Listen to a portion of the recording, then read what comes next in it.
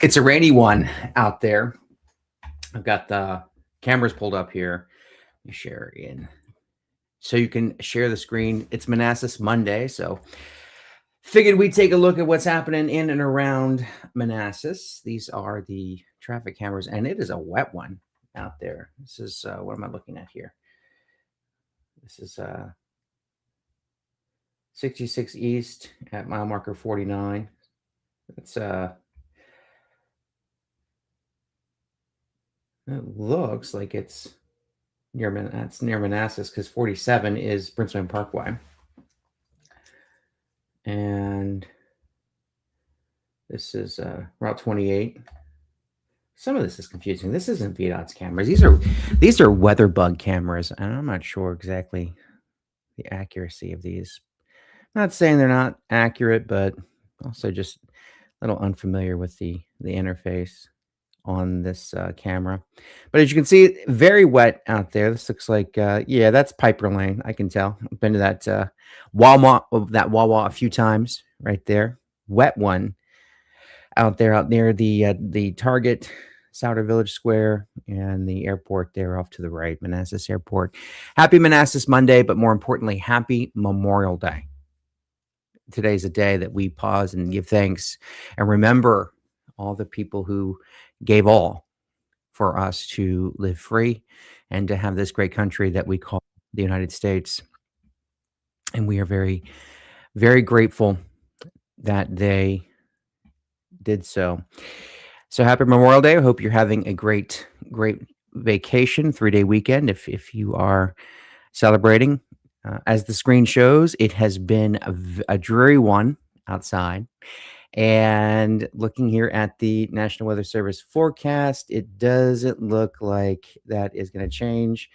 Looking like now it's 67 degrees at Quantico right now. Showers and patchy fog for today. And it was foggy this morning. I walked outside, took the pups out, let them do their business in the backyard. And it was pretty foggy outside in the area. Thunderstorms tonight, 40% chance of thunderstorms. And then tomorrow, more showers likely, patchy fog with more showers lingering into Tuesday night. So we need the rain. We've been in a severe drought for months now. I think we've not seen really any beneficial rain since January. So hopefully this rain knocks out the drought, or at least puts a dent in it, because we definitely need it. So sorry it had to come on Memorial Day and ruin everybody's, beach plans or barbecue plans or mountains plans or what have you. I've been camping in the rain, in the mud, in the tent, dripping on your forehead. That's not fun, but it is definitely needed today. So as I said, it is Manassas Monday. I've got a couple things that we're going to be going over here, including this from the police department yesterday. There was a fight. It looks like in the 10,100 block of Caladium Drive. Isolated incident. Apparently this was a big fight. The city police haven't posted much else about this. So we'll be watching and waiting to see exactly what happened in Manassas yesterday. We started Sunday morning with a fight out there. And later today on PotomacLocal.com, we've got 2 Manassas stories coming. And so you won't want to miss them. You'll want to go to our website, PotomacLocal.com, and sign up for that free email newsletter so you never miss a headline, especially on Mondays when it's Manassas Monday. So Manassas has secured $26 million for a new control tower at the airport. And this airport, as if you've been following along, will be home to new commercial service. This is the new Washington Manassas Airport. Let me know in the comments what you think about that. City Council moved and renamed the airport from the Manassas Regional Airport to Washington Manassas Airport to make it easier for the future travelers who will be using this airport to get into Washington, D.C., to easily, I guess, find their way to Washington, D.C. So again, this is going to be a new commercial service will be a fourth gateway to Washington, D.C., much like Reagan National, Dulles, and BWI. Manassas will be the fourth. It'll start with limited service sometime in 2027, we're told. And this new control tower will replace a control tower at the airport that's about 60 years old. So it's cool to see. I know they've been talking about this for a long time, well before we started talking about commercial service out here at the airport. So it is good to see that this is coming through. And then also in our newsletter today, you can read all about it. The most advanced memory chip ever made is now in production in Manassas. Micron, the city's largest employer, having a big to-do at their headquarters in Manassas this past week, and announcing this major production move that's going to roll off their plant there in Manassas. They produce computer chips. If you've not been by their giant white building, you can't miss it, right there at the corner of Route 28 and Godwin Drive. And there's a big to-do. You had Senator Kaine there, Senator Warner there, Virginia's two senators here, kind of reminiscent of the big announcement they made back in 2018. Which at the time they were announced their expansion in Manassas. And at that time, it was the largest public-private partnership in Virginia. Yes, larger than Amazon HQ2 in Arlington that followed that. Or it was about, I think it was announced about the same time. And that Amazon kind of has not produced, if you've been following us, we've been talking about how Amazon HQ2 has not produced the revenue or the job numbers that they had initially hoped. So this is interesting. I want to give a shout out to Councilman Mark Wolf about this. He posted on his Facebook page. And if it weren't for the good councilman posting on his Facebook page, we would have not known about this event. So it's good to see that. I don't know whether or not Micron took us off their press release list. We've done some critical coverage of them through their leadership locally in Manassas. Also, they're located right next to the Greater Manassas Baseball League youth baseball fields. And we don't know yet if they're going to expand their facility. If this announcement here, the biggest chip, most advanced chip ever produced, is going to require them expanding their facility onto the baseball fields, but we will be watching. And again, shout out to the councilman who shared this, because again, Micron apparently does not have us on their friendly call list, and we are happy to share their news, and we are grateful to the councilman for putting it out there. And we will continue reporting on the local angles on the baseball fields and everything else, because we know it's important to you. We know that you want to hear about that. We know that you value the local news. And because of that, again, I encourage you to go to potomaclocal.com and sign up for our free email newsletter, where you can get all of the local headlines. Do not miss a beat. Do not miss a headline. And if you want 100% access to everything that we publish, I highly encourage you to become a member. It costs less than a movie ticket here at a Northern Virginia movie theater.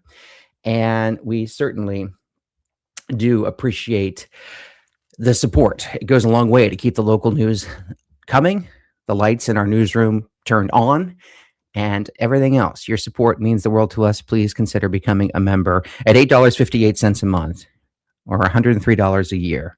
It is a great way to support our local news gathering efforts. So thank you very much. Well, it is Manassas Monday. We have a treat today. We are joined by Manassas City Councilwoman Teresa Coates Ellis, who and Colin Turner both are working to preserve the old Bennett School. Miss Ellis, if you want to bring up your mic, turn on your mic. It's your tag there indicates that your microphone. There we go. How are you guys this morning? Good morning. Doing well. Good morning. Holiday. You know what? I could probably hear you better if I put these on. How about that? Oh, now I can hear you much better. Thanks for coming on.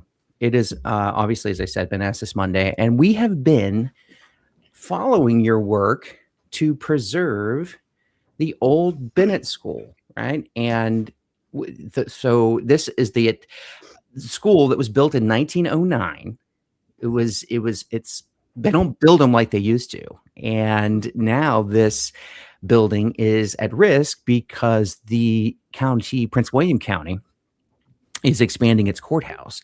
This building is located on the grounds of the courthouse. It used to serve as a school from 1909 to 1969, and then later as an office space or storage space up until 1989. And it's been shuttered ever since, just sitting there. And if you've been to the courthouse, as I have many times, and of course, anyone who's unfortunately ever got a speeding ticket or anything like that, you've probably walked by this thing to get in to the courthouse to go pay your ticket or plead to the judge and say, I'm very sorry. But you've always wondered, what is this building doing here? Because it's a beautiful building, and you guys have set out to save it. So, Councilwoman, we'll start with you. Tell us a little bit about your project, your effort here to get this thing saved, and its recent appointment to one of the most endangered historic sites in Virginia. Hi, Uriah. Thanks for having us on a holiday weekend in this rainy, miserable weather. It's nice to get together with family and also to see you all. So I am the Manassas City. My name is Teresa Coates. I'm the Manassas City Council liaison for Historic Resource Board and also the Architectural Review Board. I've always had a passion for preservation. I have done a few events at Liberia House, which was preserved by the city. It was donated to the city by the Breeden family years ago, and the city invested in preserving the house and the grounds. And with that investment, I've always tried to make sure that we have some, fun things going on over there, that the community and the area can enjoy and see what Manassas City has to offer and how we can preserve property. So I've been watching Old Bennett School over the years. I've been here since 1987, and always was curious what was going to happen with that property. My daughter got married over there in the courthouse. That's how I saw it. There was no tickets for me. Anyway, we had word that there was going to be the expansion of Prince William County that owns that. They control that small donut hole that's surrounded by the city. Yeah, that's interesting. And you call it the donut hole because if you look at a map of that area, there is this round circle that is considered, that encompasses the courthouse and the jail and the Old Bennett School, and that is considered Prince William County, even though it is in smack dab center of the city of Manassas. And a lot of people listening, can't, it's hard enough or annoying enough, or they just maybe don't even care enough to know the difference between Manassas and Prince William County, both very two different places. When you're plugged in and you're trying to do things, it's important that you know the difference. But that's interesting because it is, it's controlled by Prince William County, and you guys have been working back and forth between the Prince William Board of County Supervisors and your Manassas City Council to do this. Colin, you've come on. You have been in the fight on this, and I have this story that you all gathered. Teresa, there you are in that photo. You all gathered on the steps of the Manassas Museum this past week to talk about the saving of this building and how it is now on the Virginia's most endangered historic places list. So, Colin, tell us how we got here and how this building was put on this list at this critical time. Yeah, so I recently moved back to Manassas. I grew up in the county side of Manassas and moved back about a year ago. And I live a couple blocks away from the Bennett School and some of the other historic buildings like Annenberg Manor that the city is restoring. And just going on a walk one day with my partner, Joe, and our dog, we saw signs for the Prince William County Judicial Campus or courthouse. And it had never really clicked for me, like we were just talking about, that there is this donut hole that exists within the city of Manassas. And it kind of sent me down a little bit of a rabbit hole. And so that's when I started to learn a little bit more about the potential demolition of the Bennett School and the history of the Bennett School.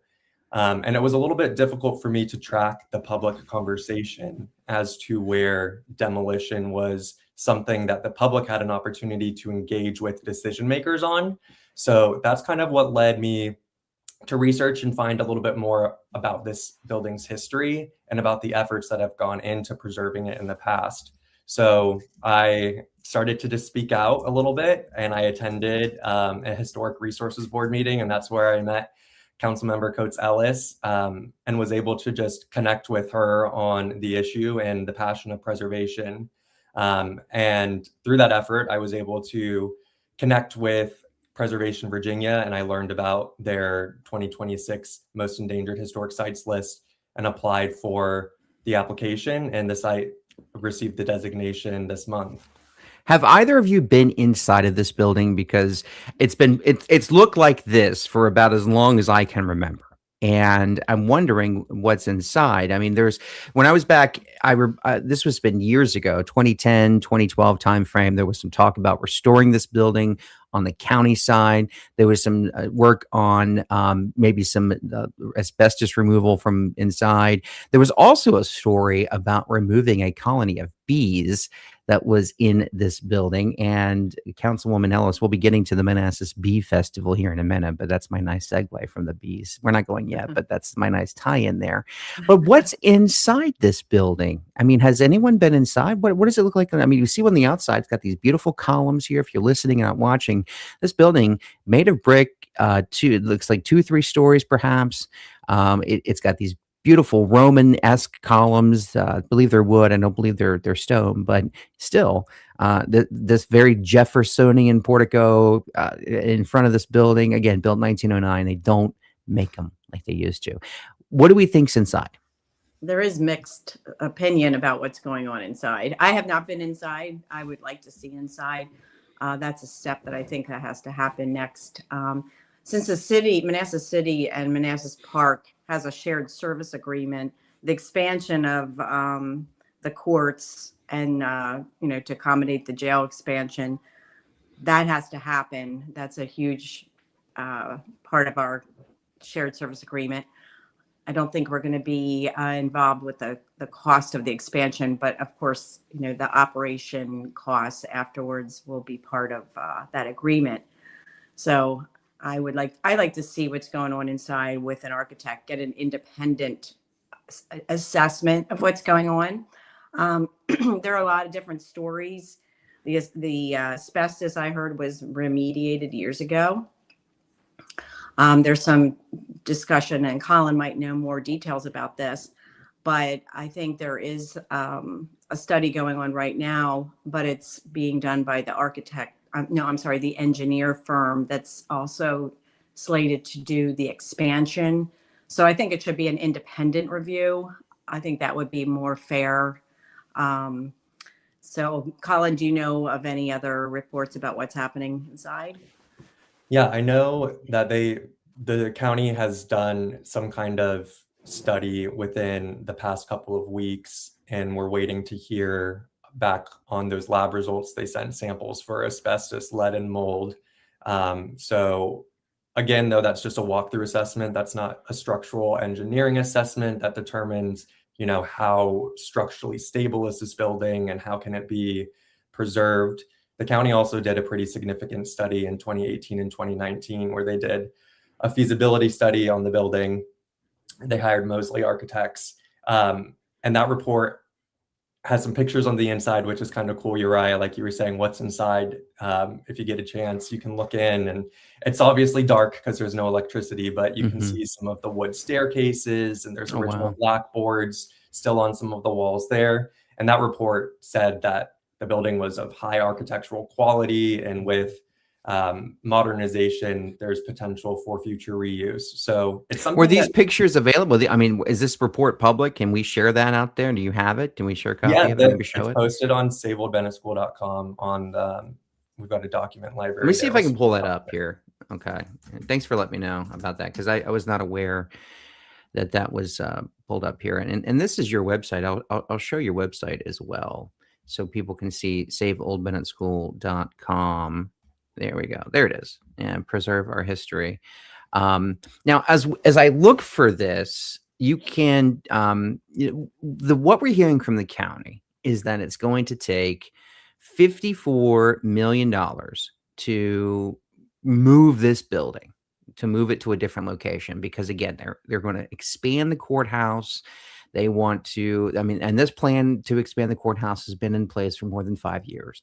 Now it's actually starting to get going. They're starting to fund the plan, and fairly Prince William County growing, getting inching closer to 1 million people.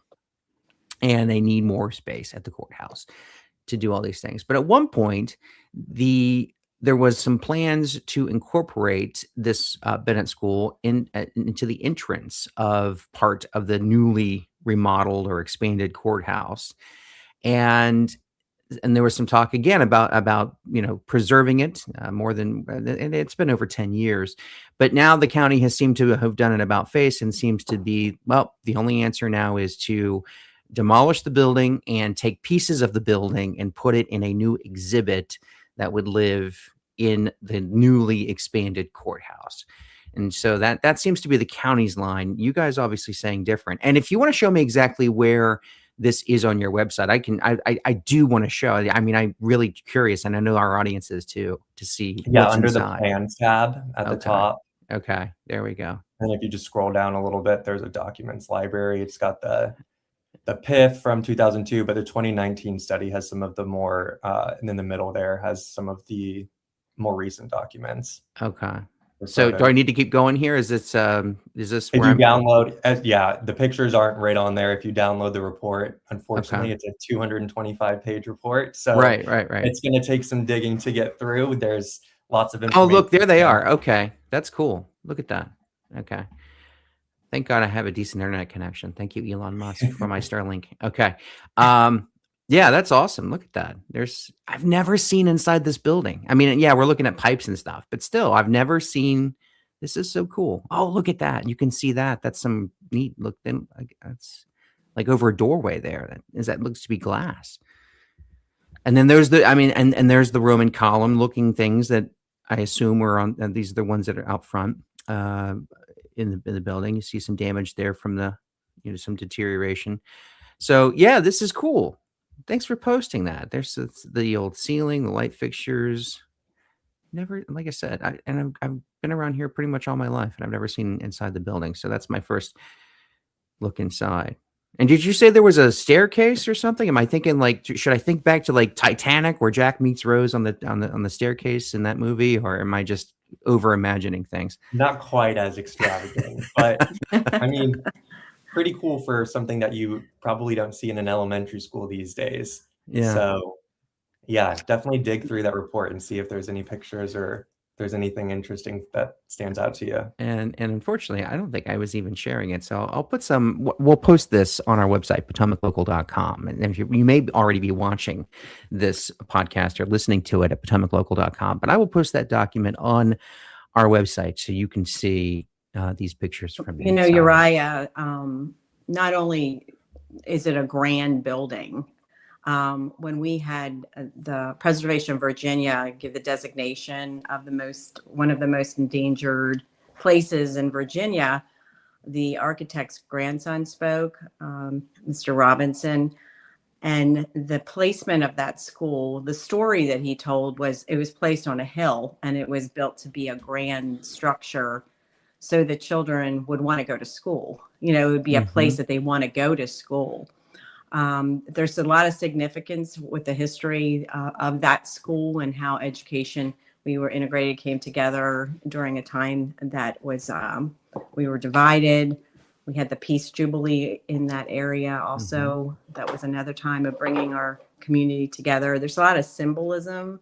It's also a memorial to the unknown souls that are buried under it, which I don't think we have confirmed on that, but we heard that there could be up to 50, and not sure really who's buried there. There's been reports of soldiers, and some other community members say maybe not, when you looked at the cemetery overlay of the map.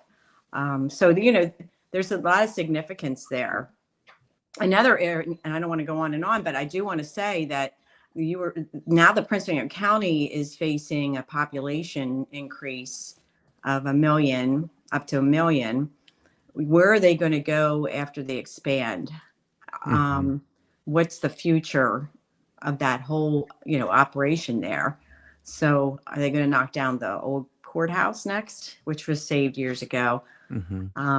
Preservation, you can't get it back. Yeah. There are ways that you can incorporate these old grand buildings, treasures, into expansion. And it's to your being point, done. and then this again, you bring up a good point. The old courthouse, this building should not be confused with the old courthouse that sits a stone throw from where the old Bennett School is. So the old courthouse is a little further up. Is it West Street? Is it? I forget the name of the street that it's on. Lee Avenue. That's it. Yeah, Lee Avenue, which is the actual address of the Prince William County, the current courthouse. But it sits a little further up, and I believe that the Department of Elections for Prince William County they hold meetings in there. That used to be a supervisor's office years ago before the Princeville district supervisor moved elsewhere. But there's to your point, a lot of historic buildings here, and that courthouse was preserved. And kept. And so you guys are looking to do the same thing here with the Bennett School. What is next in your effort here? Will you be holding another meeting, another rally? Will be going down to Prince William County Board of County Supervisors to speak with them and how can people get involved in your effort to preserve this building?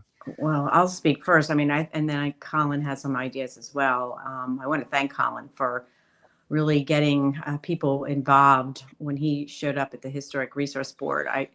The Historic Resource Board and the Architectural Review Board for Mass City both unanimously approved to send a resolution and letters and emails, I should say emails, to the Prince William County and the Manassas City elected officials showing their strong support for preserving Old Bennett School, saving. If you move the school, because we actually thought about that, how could we move the school? It does lose its value as what's called endangered place. That designation goes away. That's what we were told. How can we keep it there is the next focus. How can we keep it? And so we have to have people continue to speak up. I know that Prince William County, the historians and preservationists are behind this as well. They're very supportive of this. They came to some meetings that we had in the past. And I know that the county has now shifted drastically, and I don't know, maybe they knew this designation was coming and they had to shift quickly, but it's not going to go away. I mean, we still have studies going on, community members that are ready to fight for this. You have to think outside the box. And where can they expand that would not throw Old Bennett in a dumpster? Like seriously, taking a piece of wood or some of the material of the school and incorporating into expansion, it's just not the same. It's kind of like a, nod to it, but it's not. This is a grand building. I would love to see, this is my wish, to see this become united with the old courthouse, this property, Old Bennett and Old Courthouse, to be one big preserved like park area. It can then be an extension of the city, even though the city doesn't own it. It all comes down to money, but there's tax credits, historic tax credits that are now available, public-private partnerships that could emerge that I intend to look into on my side. And I think we have to present a solution to the problem. That's what the county wants to hear. Yeah. Well, let me ask you this, because Manassas preserved Annaberg Manor, which is an old house dating to back about the same time, maybe a little older than the Bennett School. But and my dates may be off. It could be very older than Bennett School, dating back to the actual 1800s. But nonetheless, the Manassas City has preserved that building. It is near downtown, and you have developed it into a public park, as you said. So are there any lessons that can be learned from that preservation? Is this for Annenberg Manor? I mean, it seems like it might be a place where people could have weddings, could have events, could, rent it out. I mean, is there any, if the county is, and rightly so, I mean, it's $54 million. I mean, and it is, they're tasked to be good stewards of the taxpayers. So we get that. Are there other revenue possibilities if they were to preserve this building? And are there any lessons from Annenberg that they could use? Well, Annenberg Manor is being used for art displays. It does have weddings there. It is going to be a park. They're adding more facilities like bathrooms. It's walkable to Old Town Manassas. So is this building. It is a building that has been neglected. I think that's what this Old Bennett School has been neglected. Annenberg Manor sat for a while, and thank goodness the city had an opportunity to buy it from the hospital system and make it into something that we can use. We have many events in there. It's actually going to be open for tours again June 6th and all summer long, as well as Liberia. This is what brings people to the area. The tourism needs to grow in the Manassas City. Prince William County, they have a much larger area and a lot more historic buildings. But the area in the city near that county seat, it's really important to draw people down there for the survival of Manassas City. We're starting to look at that again. We did a proclamation for historic preservation. That was the first time we did one this year since 2019. And the county did the same. They did a proclamation and they turned around and said they're going to tear down Old Bennett, So a lot of hypocrisy going on right now. To your point, and I was going to bring this up, now's as good a time as any. I had Manassas City Economic Development Director Patrick Small on our podcast earlier this month, and I asked him about Civil War weekend, because it has been 10 years since Manassas has invited the Civil War reenactors to come in full garb and dress, period dress, to camp out on the lawn of the Manassas Museum, pitch their tents, and live there as they would back during the Civil War, 1861, 1862, where, of course, Manassas was one of the first major battles of the U.S. Civil War. We've not seen that in 10 years, and Patrick Small told us that while there's no appetite from the city council to want to bring that back, it did bring in millions of dollars worth of tourism, and maybe he said even millions of visitors to the area, because it really capitalized on the uniqueness of Manassas being the Civil War, a place where the Civil War was raging. And we have seen, we've not seen that. We've actually seen since that time, since that event stopped, we saw the cannons that used to be at the Manassas Museum. Well, they've been taken away. They've been put at some park somewhere out in the woods that you may be able to see them. I can't even tell you how to get there. I forget even at some fort park where it's at in the city. Sure, it's a nice park. What's that? It's a Cannon Branch. Cannon Branch. Okay, well. Okay, well, so the name makes sense, but I'm sure it's a wonderful walking trail. But they took that away, and so when we talk about tourism, when we talk about bringing in people to see Manassas, to learn the story of Manassas, and by and large the story of our nation and how it ripped itself apart and then stitched itself back together and became great again. We need, what's the discussion here? I mean, I know we have business owners that I've talked to who says, hey, we're dependent on that foot traffic. We need people to come and shop and dine and see and explore our great town. So could all that be part of Saving Bennett School and bringing events like that back?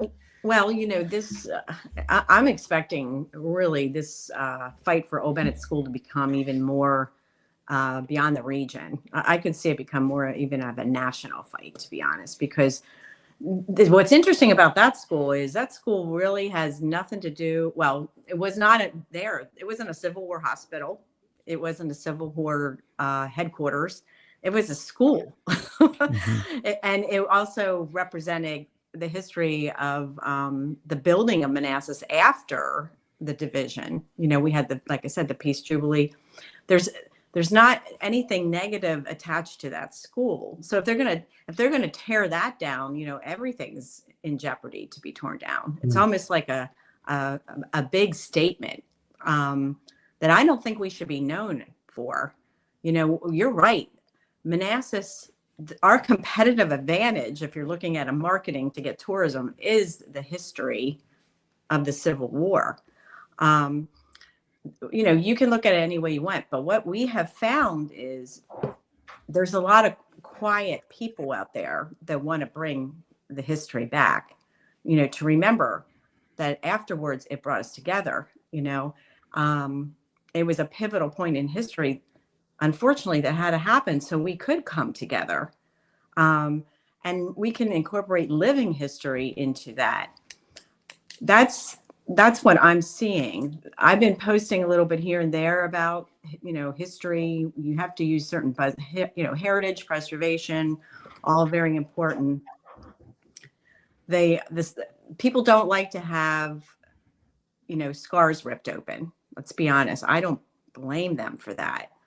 But there's so much we have to learn about the experiences that we had in Manassas City. When people and Prince William County, because the battlefield was technically in Prince William County. But when people come to the city, they want to know, where is everything? Where are the cannons? I would love to see them come back, and maybe that will come. We have to take a little bit at a time. That's kind of how I feel. This is a good opportunity to see 1,000 people signed a petition from a young person that moved to the city who said, this isn't right. And that petition was signed by people in Prince William County and the city.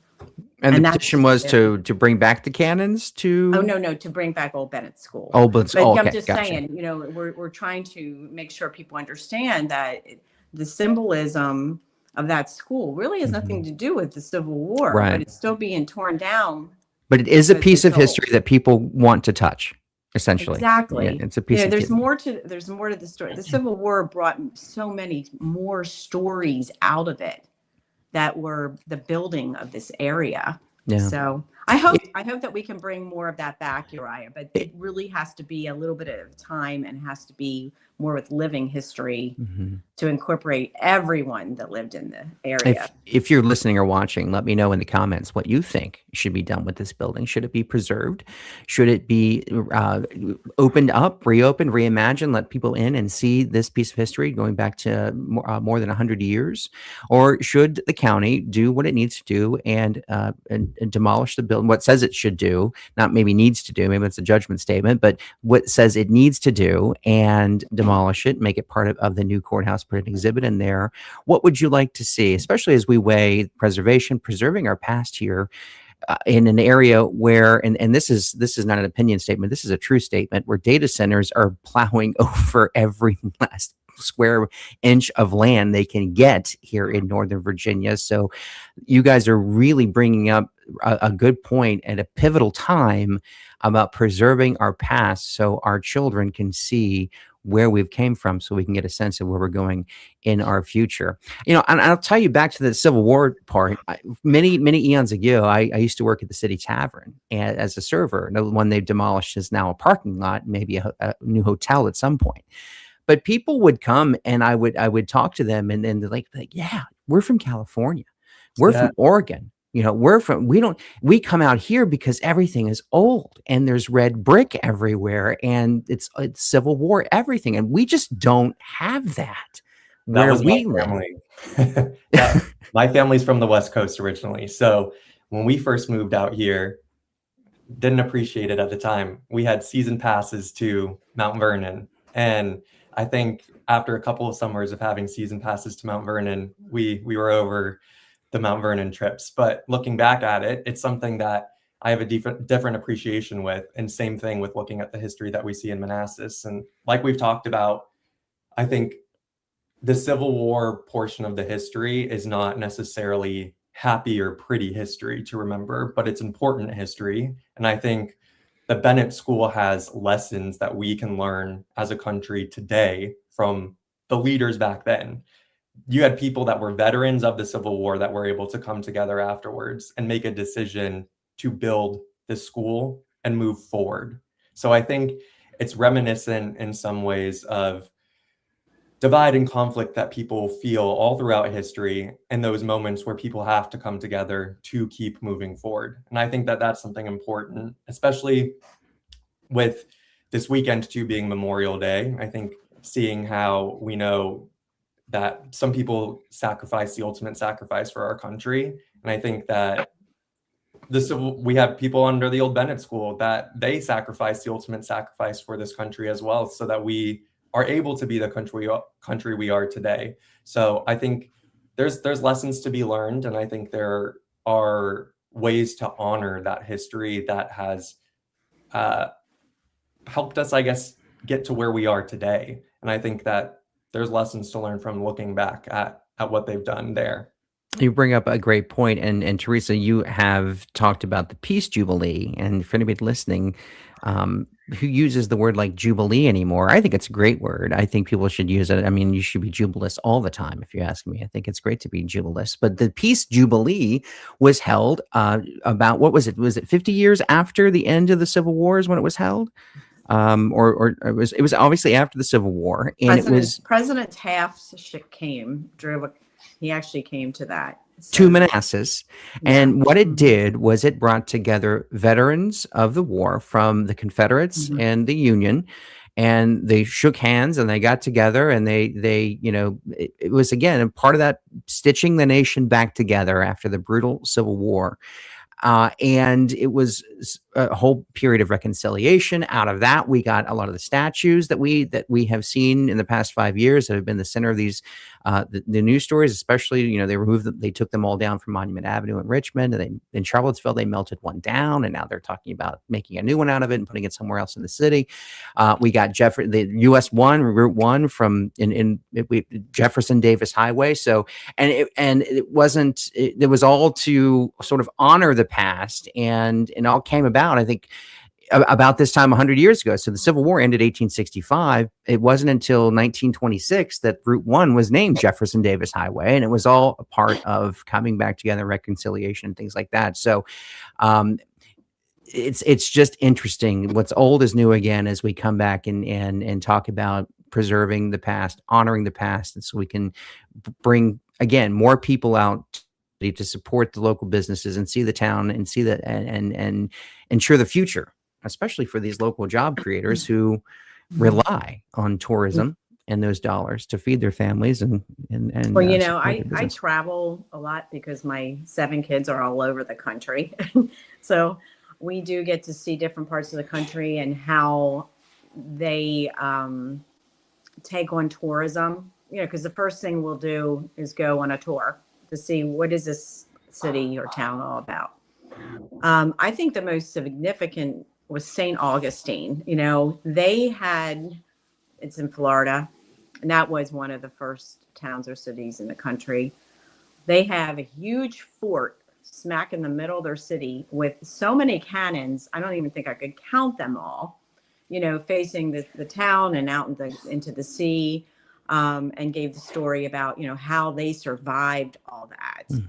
Yeah. And that, just the tourists that were there, it was packed. I've never seen so many people, so diverse, all over the world, all over the country. I even talked to people, why are you here to see the cannons? This is amazing. When are you ever going to see this? And I took it back to the city. I'm like, we are afraid to show one cannon on the Manassas Museum lawn. I mean, this is ridiculous. People are coming here because they want to know what we're all about and how we got to be where we are.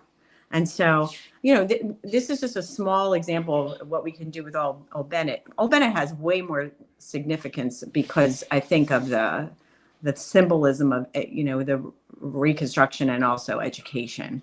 And it was like the first public safety building too. Did you know that? I did not.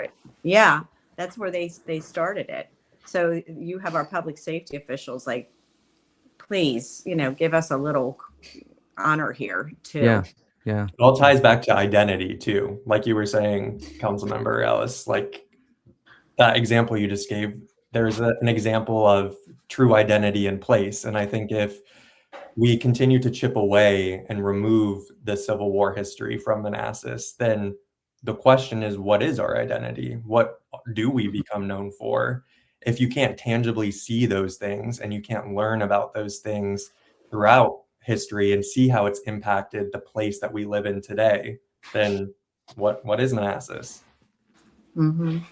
Right. Well, I keep us plugged in on the fight to save this school. It's a noble what you're doing, and obviously our audience is plugged in. And as you talk about this, I know I've seen the comments on our coverage. They're learning about this because they've seen this building. I've seen this building. You and I've walked past this building many times, and just either I always wondered what it was, or maybe just kind of.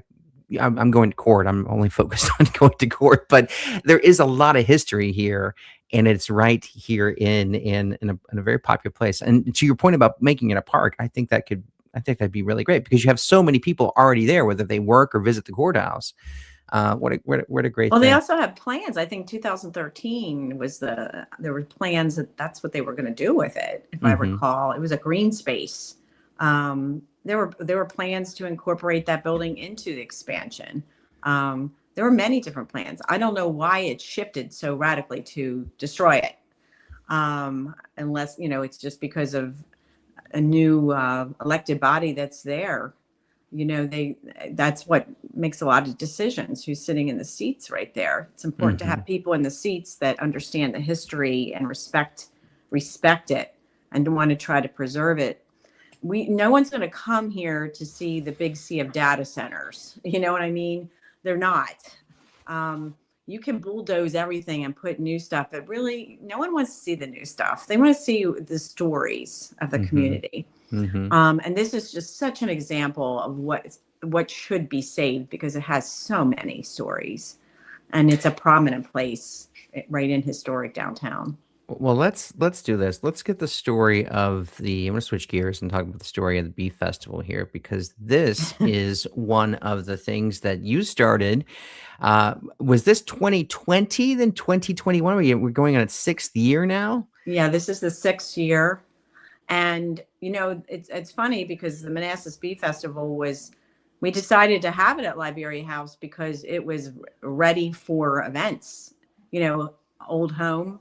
I mean, that home is back in the 1800s, and that, let's showcase what we have invested in.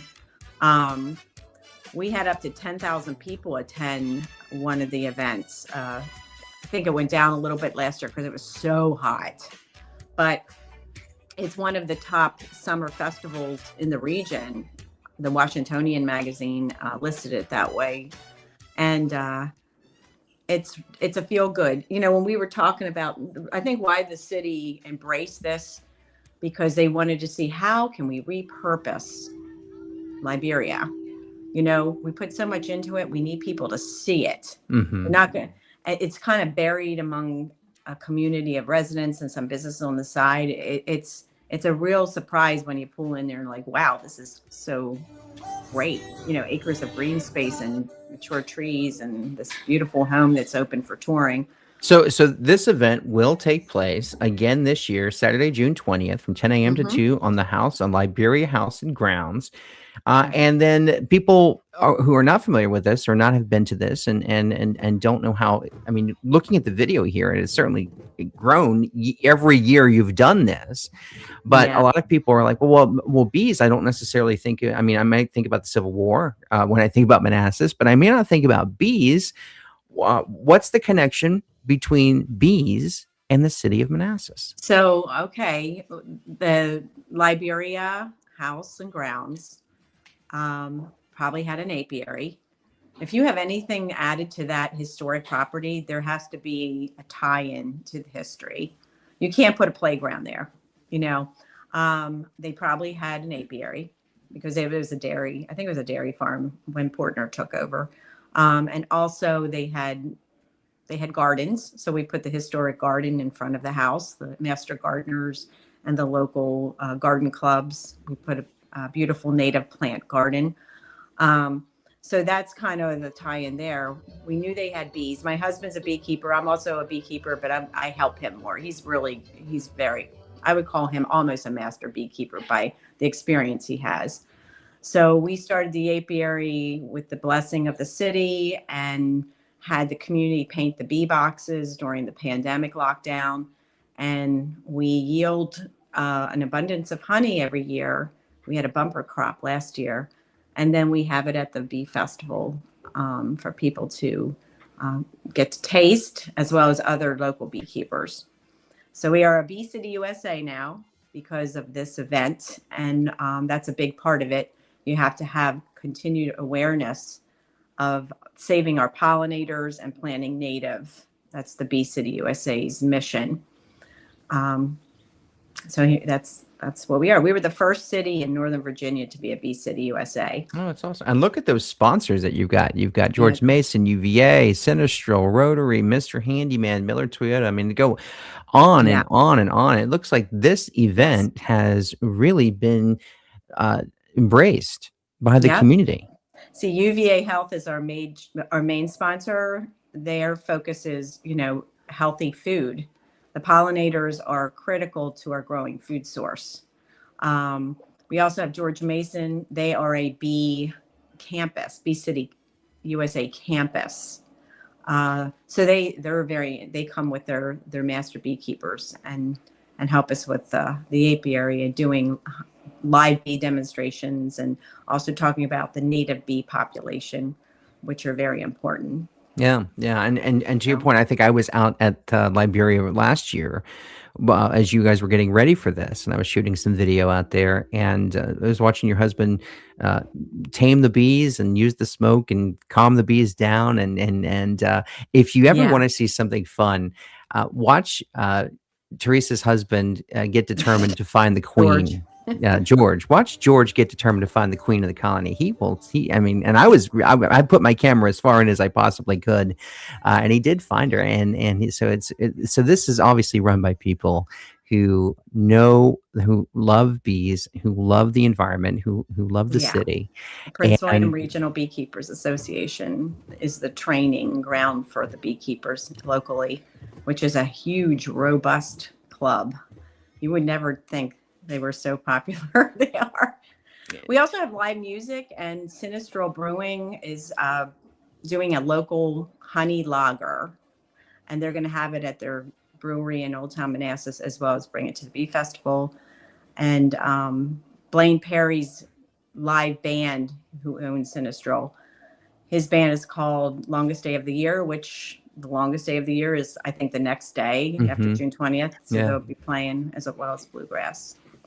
That sounds like a lot of fun. But you have to dress like a pollinator, Uriah, if you come this year. Okay, so what do you like? Is that, do I need to find some like fairy wings or bee wings or something to put on? What is that? Yeah, you can put little antennas on. Okay. You can be a butterfly. You can be a moth. You can be Batman. There you go. Spider-Man. I like that. Pollinators are not just bees and butterflies. Or you can put like a flower petal hat on. I like it. I like it. Or Trust me, there's a character. There is a caricature of me out there that somebody has drawn with antennas and ugly face. And believe me, as many news stories as I've written about this area, it's bound to be out there. Trust me. Oh, and we have farm animals. Oh wow, that's awesome. It's like a petting zoo where kids can come out and see the animals. Oh yeah, there are cows, goats, horses. Wow. Bunnies. I mean, she's a local farmer, and she has been a big supporter of the Bee Festival for 6 years.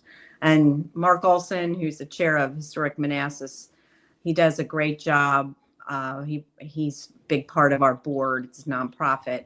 And he brings a tractor, wagon, shuttle, 3 of them, so we can transport people from the garage in Old Town Manassas up to the festival, which is a lot of fun, back and forth shuttle.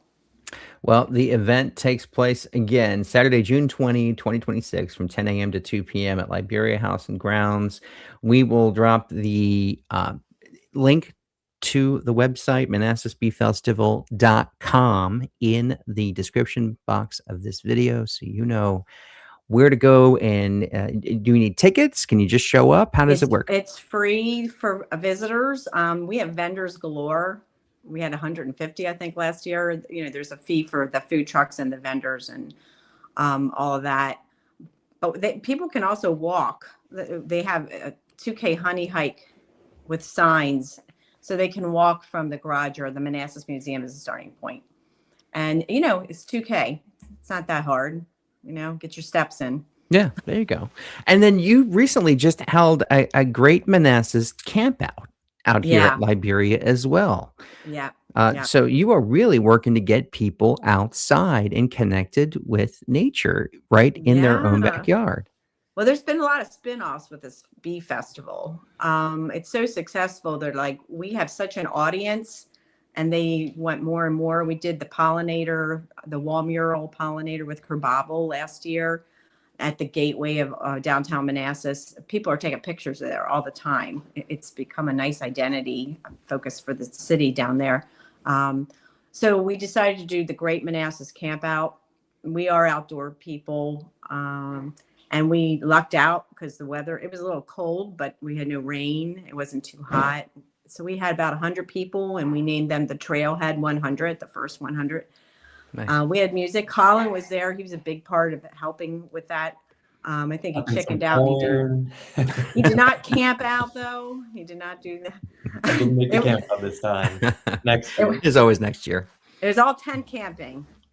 Rough. That sounds fantastic. Well, City Councilor Teresa Coates Ellis and Colin Turner, thank you for coming on the Potomac Local News Podcast on this Memorial Day. It has been a pleasure talking with you.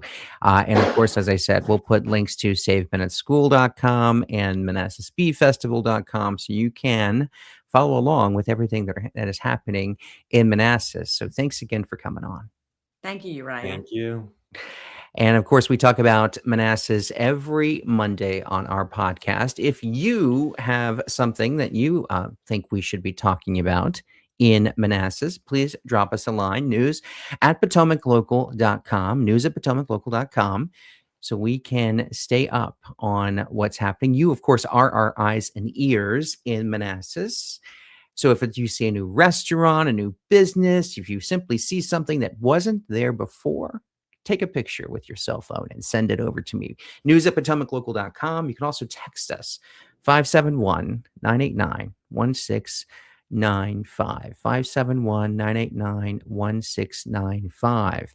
So we're going to continue to keep you updated with what is happening in the area today. It is Memorial Day. We hope that you are spending some time with your family, your friends, and remembering those who sacrificed to give us our freedom on this unofficial start to summer of 2026. Please drop your thoughts in the comments. We'd love to hear from you on how we can improve. And again, the stories that are affecting you, we need to hear from you to continue providing the journalism you trust us to do. And for the past now 16 years, we're turning 16 in June of this year. So we're very excited about that here at Potomac Local. Thanks so much for joining us on the pod today. We will be back tomorrow. Until then, have a great holiday.